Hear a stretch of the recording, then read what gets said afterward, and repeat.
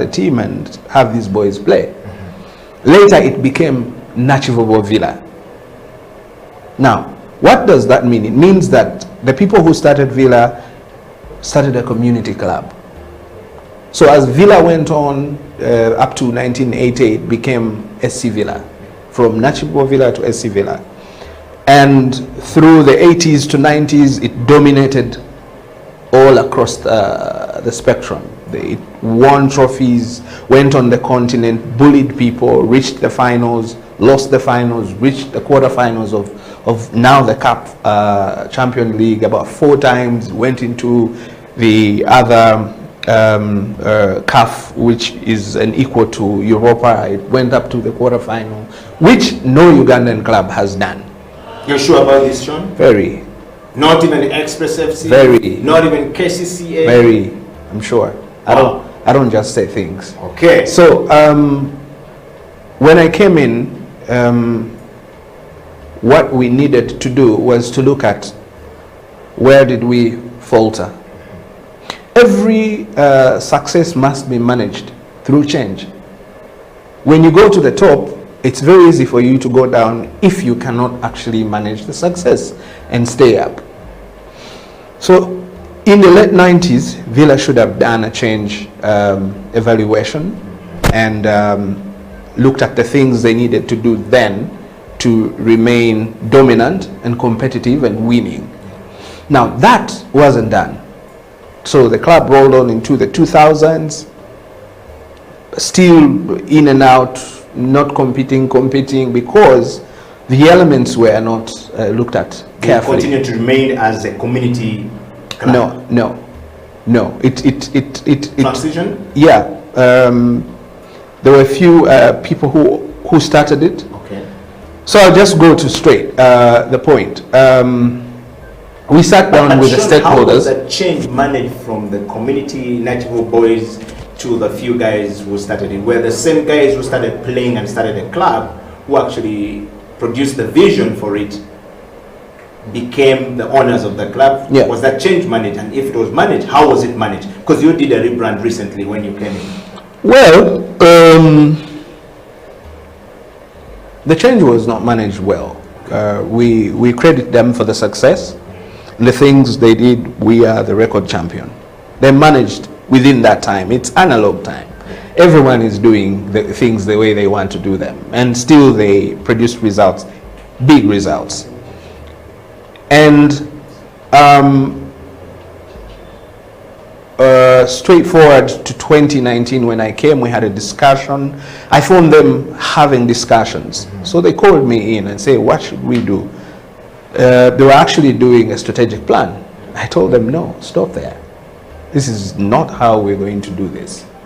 Let's go back, manage what we want this club to look like. So we looked at the structural bit, all of us agreed. We were, of course, given a go-ahead by the Federation to make the changes. And on the 30th October last year, we declared SC Villa a community club. And this community is huge. It's Uganda, it's East Africa, so it's it's the globe. Officially, that's official declaration of... Yes. Yes. Okay, go on. And then we said, but who will own this club? We looked at elements and model clubs like Barcelona. We looked at clubs like Al Ahly. I mean, constant communication with Egypt, with their leaders, and they have been guiding us, telling us to go slow because change is painful. Yeah. If you want to rush it, you can knock. So we then formed a public trust, registered in the Ministry of Lands, called Villa Members Trust, to be the owner. Why the Ministry of Lands, not Ministry of Education? Because it is the one that registers trusts. Okay.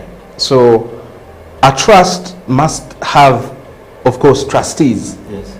So all the members register under that trust. From October to present, we have 500 members registered. Now we say that whoever registers and is a member becomes a part and parcel of this whole thing, is an owner. You will have an general annual meeting for all these members to come together and look at how the club has performed in a season. You will receive reports from the CEO, and I don't want to go deep there. So what did we agree for the structure to be? There are 7 to 14 board of trustees up there, yeah, guiding the club. Yeah. Below them, you have a club president. And below the club president, you'll have an executive board of 11 people. Now, on the right, you have what you call a club congress of 120. Now, we've achieved the registration of members. The next step we are going to, before the end of this month, we'll have a congress comprised. Now, this congress, these are 120 people who sit, it's your parliament. And it sits, looks at the club budgets, goals, strategic plan, all these documents, passes them. There is a document called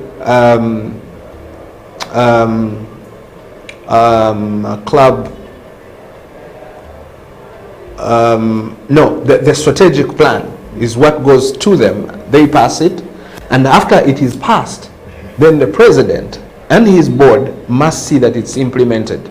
Now, below the executive board, there is the secretariat headed by the CEO, myself. Now, whoever works in the secretariat is hired by the CEO and is answerable and answers to the CEO, and the CEO reports backwards to the president and the executive board, and the CEO and the executive board report back to the Congress, and then like that. That's how power. The reason we did it like that is that we don't want at a single point power to be abused.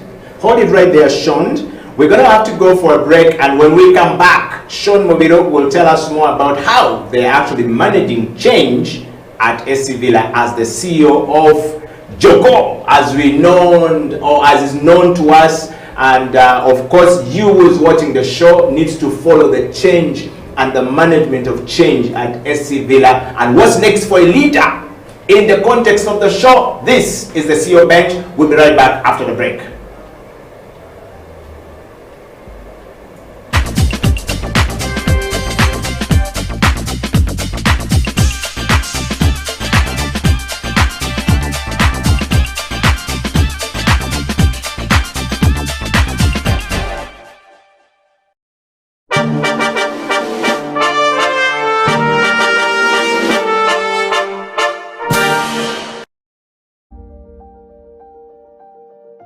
My name is David Okwi, and I'm the shop manager here at Oduka. Our vision is really to bring technology closer to the people, closer to you, tech that you can afford, tech that lasts, tech that is durable, and tech that you can use to simplify your life. My inspiration behind starting Oduka came from the fact that I've been blogging or writing about tech for the past 10 years, but the stuff that I've been writing about has not been locally available in the market. So what we did is, let's bring this technology to the people. So we really had to start a store, an actual store that you can order today and then have the product delivered to you tomorrow. So currently we launched with mobile accessories. Think a car phone charger, car phone mount, iPhone charger, micro USB, Type-C, charging accessories like this power extension here with 4 ports that you can use to charge your phone, as well as the other ports for appliances. We test our products and make sure that they're up to standard. We vet our suppliers. We don't just get any supplier. Other than the fact that COVID-19 has forced you to sell online, there are very many advantages why you should do that. One of the advantages is the convenience that you're bringing to your customers. 2 is that you have a wide market that expands beyond your working clients. We intend to grow, to bring more tech, to bring tech to the everyday user out there, and to bring really good tech. In order to do that, we intend to scale our product categories, and to also cement our position as a leader in electronic products.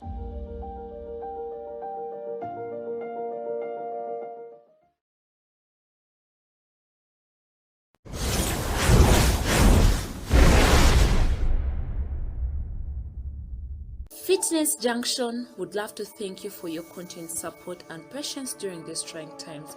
With the ongoing pandemic, we have come up with different standards of operation that can keep you safe and keep us safe. Come have a quick tour with me.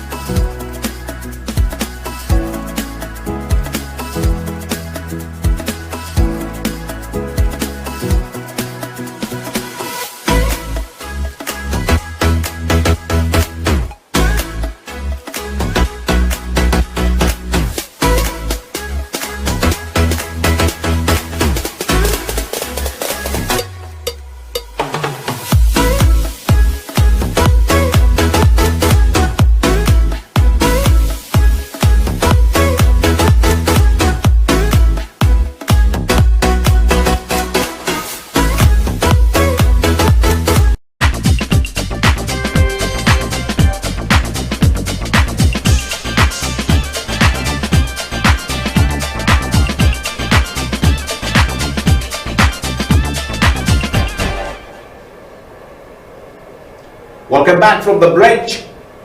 My name is Eddie Okila, not the break, but the break. Yes, from the Northern Connection, there is a mother tongue interference. Well, jokes aside, welcome back to the show. My name is Eddie Okila, and of course, this is the CEO Bench. And in the studio is Sean Mubiru. We are talking about change management and what's next. What is next for a leader going forward? If you have lost your position, what's next for you? If you are coming in, what are you going to do new? So Sean is talking from two positions. He's coming in, some guys are going out. So Sean, we're at the point where you have explained to us how you're managing change. Another question I have for you. Is that change that you're talking about, was it communicated to every single stakeholder of SC Villa? Because if it wasn't, we're bound to have war at some point. You brought a new CEO who took over our club. He brought new ideas here with these people, this new president. No, we want the club back to where it used to be. Change is something difficult sometimes to embrace if you're used to the old things. Okay. So people had questions, we answered them. We communicated through a press conference. We held meetings with the natural owners that started. We gave them the vision of why we thought a community club was a great idea. And the reason why we said we wanted to change football and take it to the public. But not just to enjoy it, we look forward to having a club that creates a positive impact in this country and beyond. We want to do great things with this club, not just winning trophies not just going at the match day. We would like to make sure that whoever is a member of Sports Club Villa understands that we're building an ecosystem that the member will benefit, a partner will benefit, a sponsor will benefit. Now, how do you get that done? First, you have to register as a member. And you have, those that have registered have a unique number, like that, the one that appears on your ID. Okay. So is anyone allowed to just come and register? If your killer wants to come and register and be a fan at Villa, I'm allowed. The door is open for everyone. A member. A member. Yes, because there's a difference between a member and a fan. A fan can still be a fan, but cannot be a member. It's a decision Okila makes and says, today I am going to go on SC Villa's website and click on membership, read through before I actually sign up. We communicated that at Sheraton on the 30th. We told them today Villa has been duly made